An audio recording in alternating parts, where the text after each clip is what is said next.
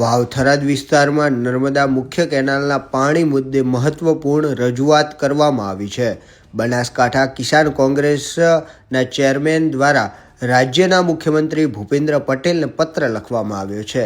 પત્રમાં માંગ કરવામાં આવી છે કે 15 માર્ચે કેનાલનું પાણી બંધ કરવાની સૂચના છે, પરંતુ પશુપાલકો હાલમાં કેનાલના પાણી પર પશુઓનો નિભાવ કરી રહ્યા હોવાથી 30 એપ્રિલ સુધી પાણી ચાલુ રાખવામાં આવે।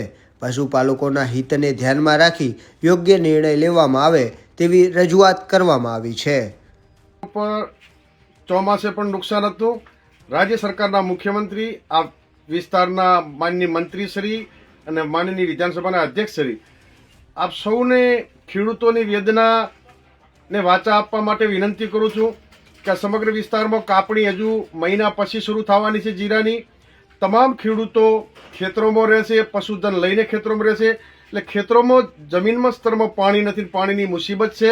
એટલે 15/3નો પાણી બંધ કરવાનો જે લેટર લખ્યો છે નર્મદા વિભાગે, ત્યારે આપને આ ખેડૂતો વતી વેદનાને વાચા આપવા માટે વિનંતી કરું છું કે 30/4 સુધી પાણી ચાલુ રાખો, જેના કારણે ખેડૂતો હવે જ્યારે ઉનાળાની શરૂઆત થઈ છે અને ખેતરોમાં પાણી નથી તો પીવા અને પશુધનને પાણી પીવડાવવા માટે અને કાપણી જ્યારે શરૂ હોય તો ખેડૂતોને ખેતરોમાં પાણીની જરૂર છે।